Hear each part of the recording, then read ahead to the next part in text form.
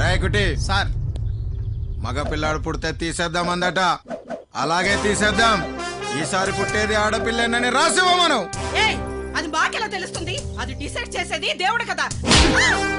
మరి దేవుడు రాసిన రాత నువ్వు డిసైడ్ చేయడం ఏంటి?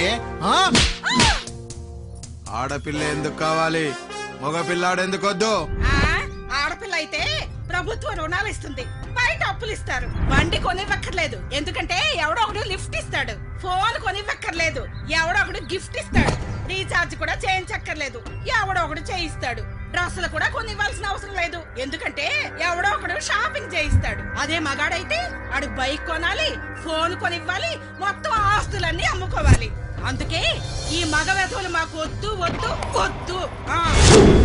రైట్.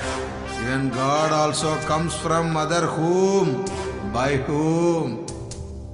అలాంటి మగాన్ని చంపుకుంటూ పోతే భూమి మీద మగాడనే వాడే ఉండడు.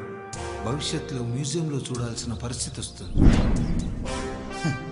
వినా పురుష జననం నాస్తి, వినా పురుష మననం నాస్తి, వినా పురుష జీవం నాస్తి, వినా పురుష ఏవం నాస్తి.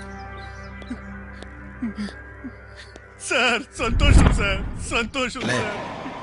చూడు, ఆడవాళ్ళకి ఆపదొస్తే అరగంట లేట్ వస్తానేమో గాని ఏ మగాడి ఆపదొచ్చినా అరక్షణం కూడా ఆగను. I show them help. కుటి